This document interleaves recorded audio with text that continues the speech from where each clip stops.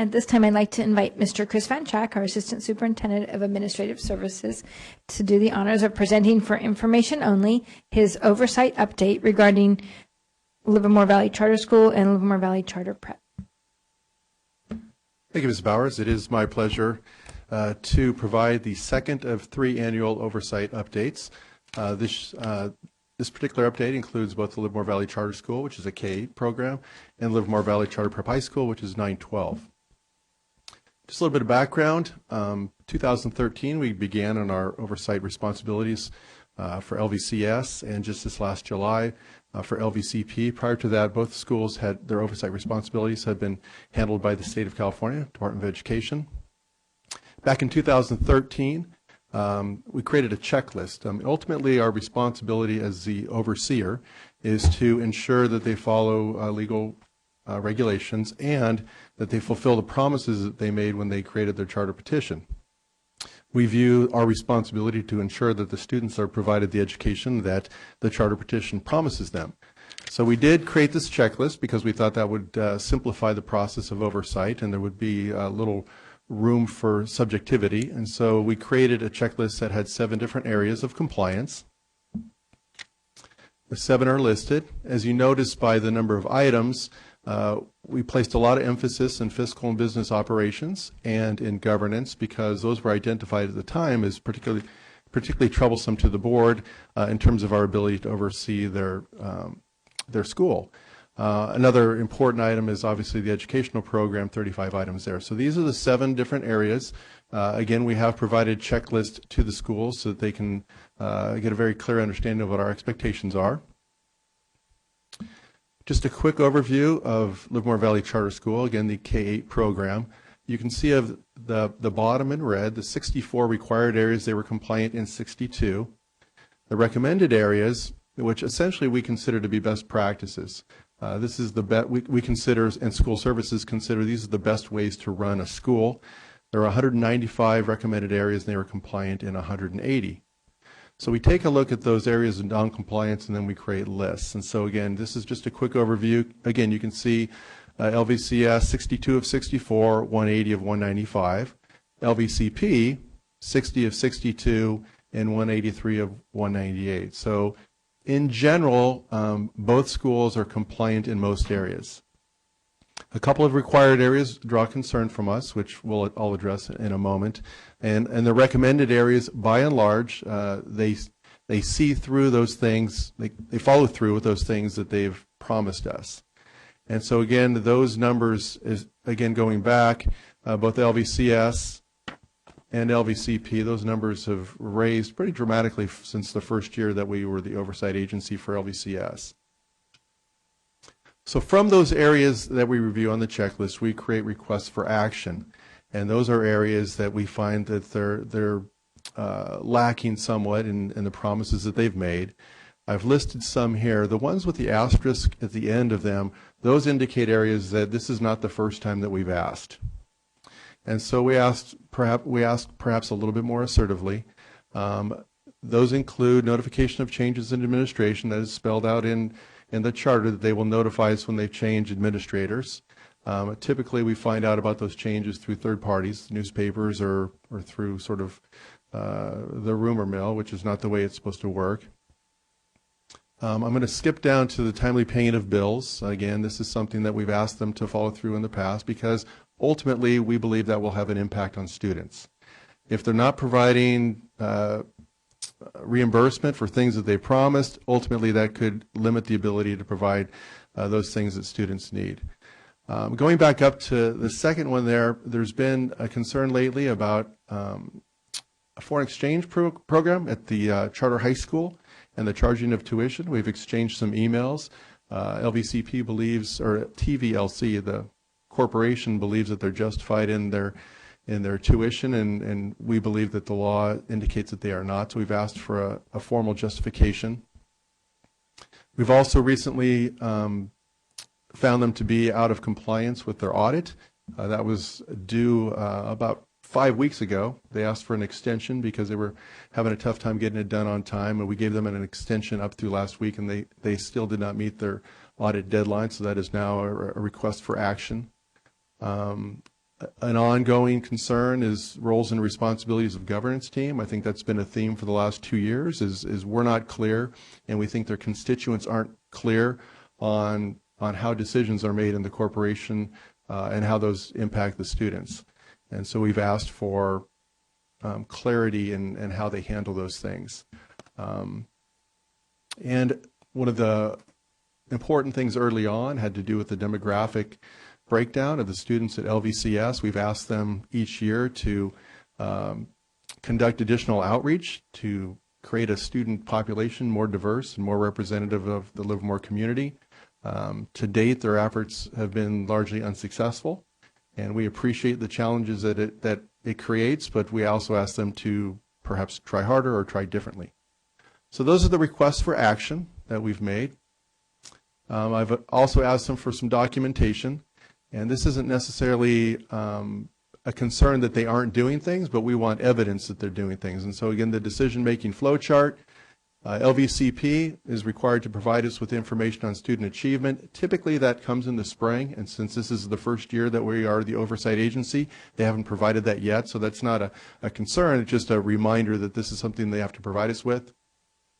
And also, and this has come up in the past, that they are supposed to provide us with quarterly reports on the whereabouts of students who have left their school. And again, it is still our responsibility as the oversight agency to make sure that the educational needs of Livermore students are being met. So when a student leaves their school, we still have a responsibility to ensure that they are enrolled in another school. And so we ask them for those reports so that we can follow up on those. And so those are requests for documentation that I've provided with the schools and the corporation.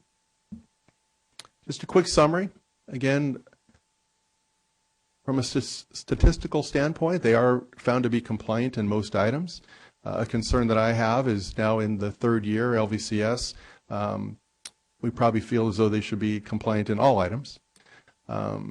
Requests for actions have been created, as I mentioned. The relationship between the district and the schools has been generally very strong. I think we have good conversations. When we ask the school sites for information, they provide it in a timely manner. We struggle a little bit more with the relationship with the corporate structure.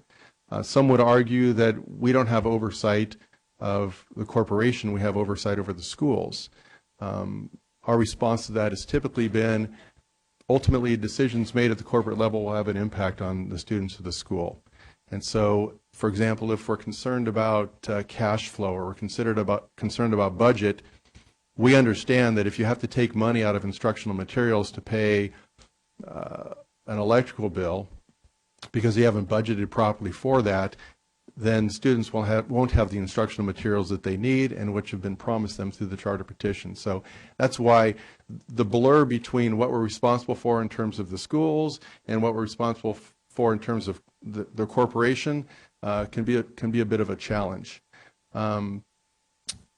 As I pointed out in the report and in the checklist, governance issues remained the most significant area of concern that we have. Just to be clear, we've notified them of concerns. We've given them opportunities to respond to those notifications. So this isn't new information. The charter high school, the charter elementary school, and the TVLC Corporation, they've all been notified. So in terms of next steps, we follow up on action items. Again, I provide them with opportunities to do the things that we've asked them to do. We do sit down with each of the schools and analyze student achievement data, because ultimately that's the most important thing, is that students are making strong progress. I, along with Ms. Kinder, will continue to review their budget and cash flow to ensure that they, or maybe not to ensure, but to determine whether or not they have a strong financial foundation. And as has been asked in past years, I do review their enrollment process to make sure that their lottery is held properly and that students are enrolled in a way that's consistent with the promises made in their charter petition. So all in all, I think, again, we've made some progress. Concerns about governance structure and the transparency of governance continue to be sort of on the front burner for us. So questions or comments from the board or public would be welcome.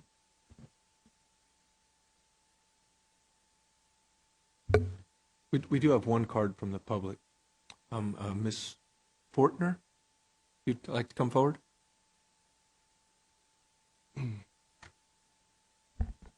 Would come forward and just state your name and speak into the microphone so the whole audience can hear. Thank you.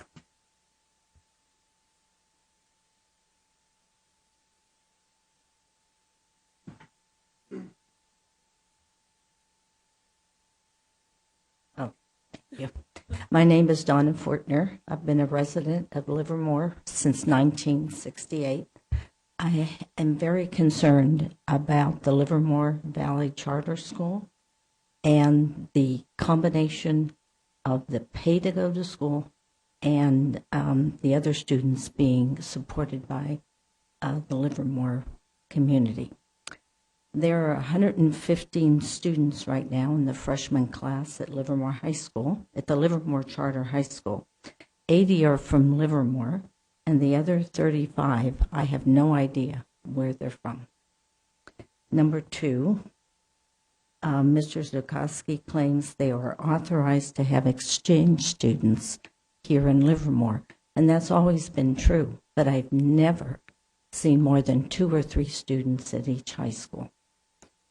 Number three, from a global education recruiting website, it lists the tuition for foreign students attending the school as $15,300 and housing costs is $16,000 per year. Now, why they are in a public school, I'm not sure. Number four, the state education code is explicit that charter schools shall not charge tuition. Those are my questions. And the last one is, since there are 4 items that haven't been addressed by the charter school management, the high school, I'd like to know how long you're going to give them to come into compliance. That's all. Thank you very much. Thank you very much. Superintendent Powers? I would ask that the staff maybe looks into Mrs. Fortner's questions. Certainly, and some of those things are on our radar. If you have your comments in written form and you're able to share them with us, that would be helpful. Thank you. And board members have questions? Mr. Wenzel. Several questions I have. And looking at this document, first off, thank you for all your work and supplying this 64-page document. First, charter schools is an option for Livermore residents, and I think it's a great opportunity for them to choose where they want to go to school. I have several concerns just going through this document, and I just want to clarify to make sure I'm reading this right. When we talk about the fiscal and business operations, the long-term obligations still unclear that the charter schools maintains a list of long and short-term debt obligations. Does that come under us or Department of Corporations that they provide that information where they're at financially? We're responsible to take a look at their budgets and determine whether or not they've met their obligations in terms of keeping a reserve and providing us with information. You'd have to, Mrs. Kinder maybe could answer how specific she gets in terms of following through on the numbers, but we're responsible to make sure that they have a budget. We're not responsible to make sure that the budget is accurate. There's an auditing process there. I would just add that we do ask for their documentation of their debt and make sure that they have a payment plan in their budget. The challenge that we have is that they have schools that are outside of our oversight, so we don't know what's exactly in those budgets. So it's a little convoluted. But do they provide their own, they do their own audit like we do to make sure that, and so do we get a letter that states something that they're compliant and they do have the reserves that are necessary? That's the audit that's currently, they're out of compliance with completion of that audit. Okay. I noticed also there was some legally required training, sexual harassment and child abuse training.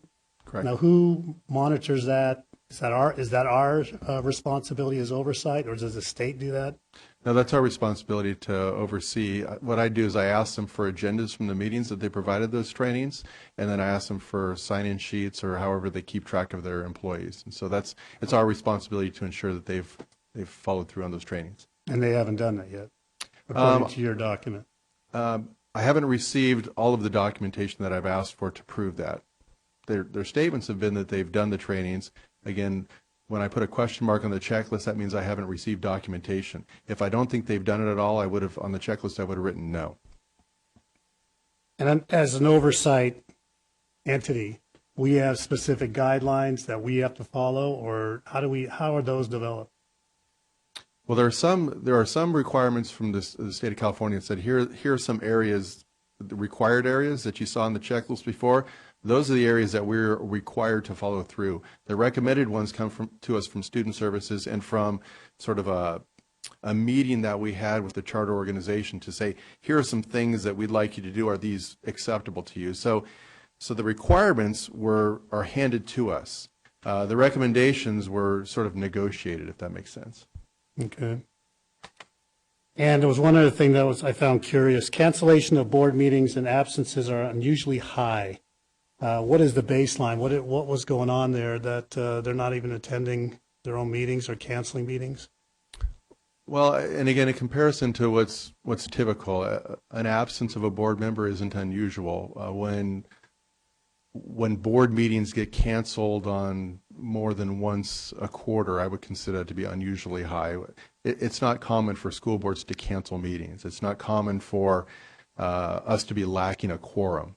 And so to me, concerns arose about the number of those meetings that they either changed dates or canceled altogether. And so again, the concern to me is, are they providing transparency for their constituents? Is it reasonable to expect people who are interested in what's going on at the schools to come to meetings and then see them canceled or to have them canceled at the last minute? I think it just makes it difficult to communicate with your constituents.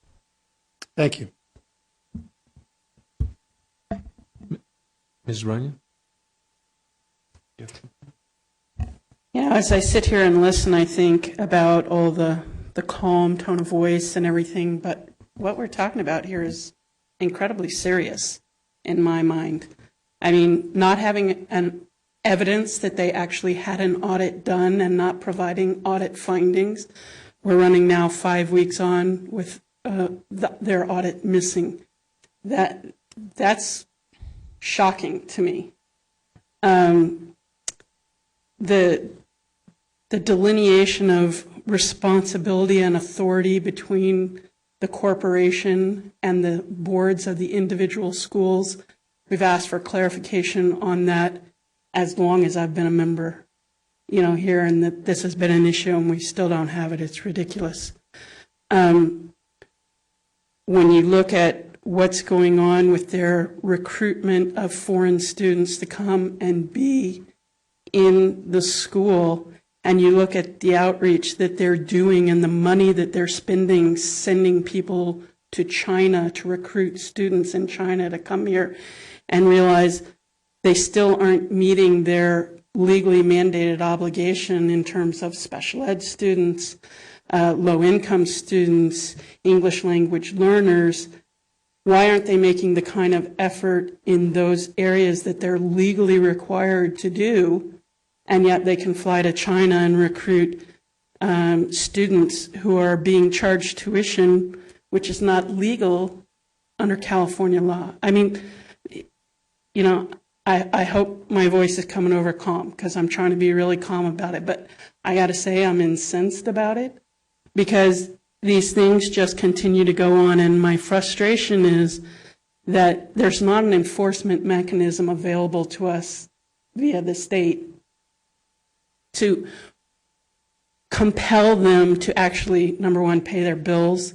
Let's talk about them not paying their bills they didn't used to pay us for facilities, even though they were legally required to pay. They didn't pay us. And when we finally said, as part of the oversight, we're going to withhold that money if you don't pay it to us. Then they started not paying, somebody else. And it's just a shell game each time of who they're not paying. And, I'm not surprised that they don't have an audit that's effective, but, why will the state continue to allow that to go on? I mean, we document these findings, we tell them, but we don't have a mechanism to say, you got to stop this. This isn't a proper amount of accountability for public funds.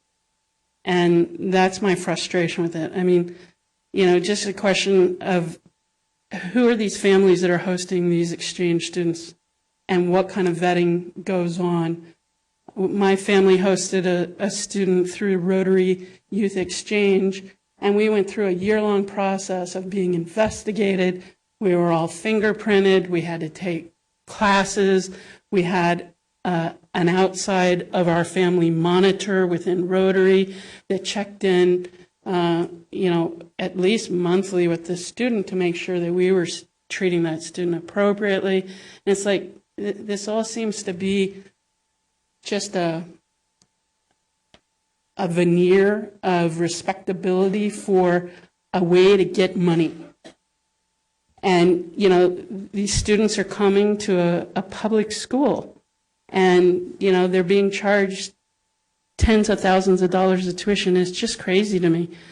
And yet there isn't a mechanism within the laws of the state to compel them either to comply or be done.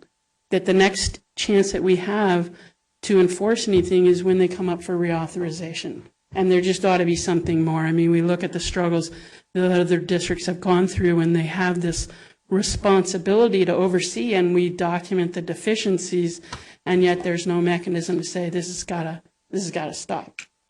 Pay or quit. And if they were renters, you'd have a 3-day pay or quit nailed on their door and say, pay your bills or stop pretending that you're a viable public school. It's very frustrating to me. And I think the thing is it's not fair to the families that go there. People go in good faith and say, I want an alternative, and we're all about that in this district. We have open enrollment in this district so that people can have choice educationally and pick a program that suits their student and their family's lifestyle. And, this could be a really great, viable choice. But when the people who are running the corporation have other purposes in mind, it just ends up robbing our local students of money. Who's paying for the plane tickets to go to China? Who's paying for the outreach programs in China to bring students over here? I got to believe that it's coming out of the pockets of the Livermore students here locally. And it burns me up. So, I'm calm about it. I think we need to continue to document it. I think we need to continue to call attention to the fact. I think we need to continue to say you need to pay your bills, and you need to pay all of them, not just selectively pay your bills. And, I think we need to continue to bring up the questions of legality on bringing in foreign exchange students. I mean, we don't charge students that come as exchange students in our district because it's a great opportunity for our high school students to interact with students who have come from abroad. It's either an educational purpose or it's a money-making venture. And if it's a money-making venture, it shouldn't be anywhere near public school. And if it's not, then what's going on? So I'm very frustrated. I think we need to continue on the process that we are to continue to document the deficiencies. I think at this point we need to take further steps on the missing audit. I don't know what the appropriate mechanism would be, but I think we need to investigate if there's a state agency that we need to report them to and say, look, they're overdue on their audit. We extended a deadline because they asked for it, and then they didn't meet the extended deadline. That's just ridiculous. So I think we need to take all the remedies that we can, and then, keep working the legislative process to say when charters are run not for the benefit of their students but for the benefit of a parent corporation, there needs to be consequences. And that's what we're lacking here, is an effective mechanism of consequences for behavior that I don't think the community would support if they understood what was going on. So I guess that was a really long diatribe, but I think it needed to be said. Thank you for your comments, Ms. Runyon. Ms. White? You probably can predict what I was going to say, because I said it last year at this time, or even last quarter at this time. The demographics don't match ours. It's in the law. It's not even a rule that follows from the law. It's in the law that the demographics of the charter school must match the demographics of the district. They've tried for over 10 years, and at what point do you become unsuccessful? If our students try and are unsuccessful, they fail. You either have to try something different and get a different result, or fail. We read in the newspaper that the lottery is going to be held, and isn't that nice?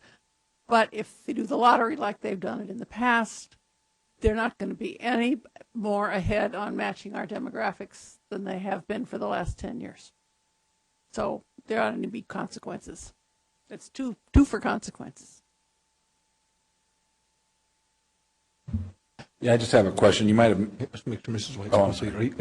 Thank you very much, Mrs. White. I just have a question. You might have mentioned it earlier, but does the charter have to adhere to Williams Act? Yes. Have we gotten a report from them? I did get a report on instructional materials. I didn't address the Williams Act specifically, but I can follow up on that. Thank you. Mr. Banchak, it's just, there's a couple things that are concerning. First of all, I'd like to thank you. I mean, it's an in-depth report. I know there's a lot of work, and you go to a lot of meetings for this, and there's a lot of, and it's new, the oversight to have the entire body of our charter under our oversight. It sounds like, and to their credit, Ms. Adderman, Principal Adderman, and Dilly, the relationships are really good there.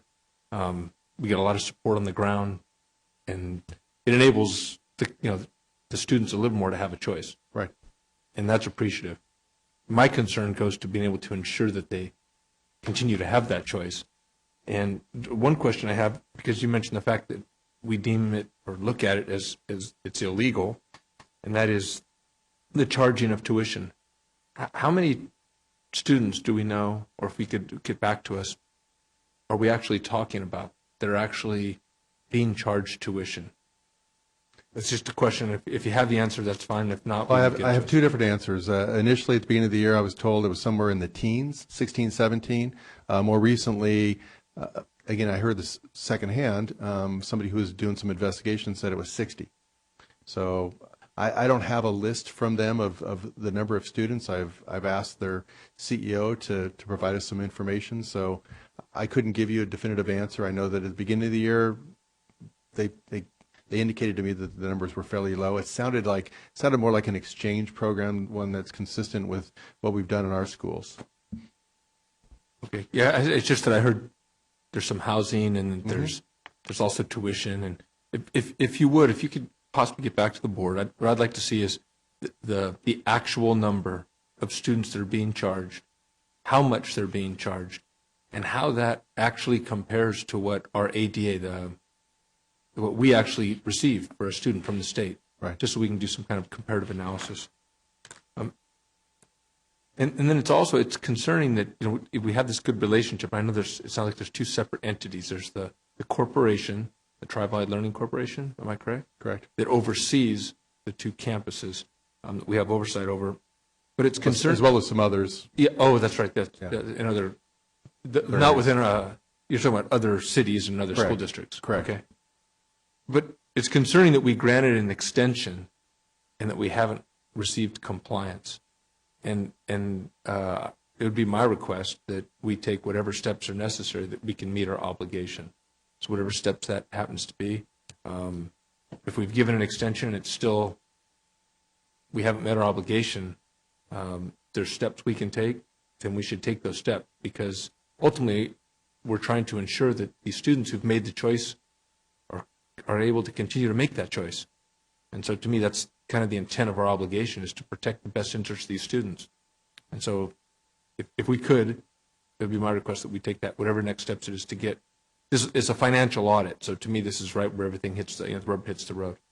Yeah, the next step for us would be what's called a notice of violation. So we send them a notice of concern, which basically just is us expressing concern that they haven't met an obligation. Hey, you're late with your audit or whatever it is. So we're concerned about that. We're expressing concern about whatever the subject. When we've given them an opportunity to make something right and they haven't, then we give them the next step would be a notice of violation. And I think, as several of the board members have pointed out, there's some frustration in that. For us, the next step, it doesn't have there's no sharp teeth really involved. We could, the next time they come around for renewal, there's some substance behind what we can do then. But in the interim, all we can do is ask them to fulfill their professional responsibilities. And again, ultimately, they made promises. Their charter petition was a list of promises that they made to the residents of Livermore. If you elect to attend our school, we will provide you with this program. In addition to that, the program is supported by a corporate structure and a governance structure that they're saying we can guarantee this program because we have these things in place. And again, when we express concern that the things in place aren't as effective as they should be, ultimately it's going to have an impact on students. And then again, that's where we step in. And so I think, again, there is some frustration, and I hear it and I feel it as well. And again, I don't want anyone to confuse calm with accepting. There's two different things. I think we approach them in a professional manner and say, here are the things, the promises that you made. The frustration is that there's not a lot we can do about it. Well, I just think that, to me, it's not, I hope I'm not even showing that I'm not really frustrated, because I think you are exercising, and our administration is exercising due diligence. So I'm really not frustrated. I mean, to me, it's process driven. And I would simply say that, from my perspective, we should take the next step in that process, simply to ensure that the education and the opportunities, that they're equitable, and that the children are there, that we preserve their right to an education. And if we have questions on that, it's our duty to oversee that. Right. And so it's just whatever it is, it's process. And whether we have teeth or we don't have teeth matters not to me. It's simply a matter of following the process to the extent that we're able to. And I appreciate your effort in it. Thank you. Thanks. Mrs. Runyon? Yes, Mr. Van Schack, wasn't there a provision in the charter agreement that we had with the charter prep that said no tuition will be charged? Yeah, that was one of the recommendations. So right there, having foreign exchange students being charged is a violation of their charter. Whether it's a violation of law or not becomes moot because it's a violation of their charter. Violation that was part of the memorandum of understanding, yes. Right, and the argument that I keep hearing back is it's legal under federal law. Well, it's maybe legal under federal law, but it's not under state, and it's not under the charter agreement. And you have to be in compliance with all of those. So. Thank you, Ms. Runyon. We had one clarifying point for Mrs. White. The next steps, the notice of, what is it, failure Violation. to comply, violation. Is that something that the board has to take action to do, Yes. or can you do that administratively? Board has to take action. So we'd post it and the world would know. Thank you. So do we want to do that? Or This is a discussion item, so I think we'd have to bring it back to Yes. the next meeting. So I would suggest to my fellow board members that we need to ask staff to bring it back at the next meeting for action. Can we consider Mrs. Madam So Superintendent that's been done? Our immediate next meeting is Thursday morning. We have a workshop. Our next board meeting is an evening meeting on February, I think it's 2nd. we can't take no action at workshops, We can take action the at, special meeting. we can take action at workshops and study sessions. We give direction, but it depends on how we've posted. So we have taken action. In fact, we as long as it's posted accordingly, because our special board meetings have been posted for the entire year. We already have the dates and times, and so we can take action if it's posted that way. So that would be up to the board about the urgency of time frame. I don't think there's an urgency. I think it's more important that we do it well. and that we have the notice of violation because of A, B, C, and D accurately with times and dates and places.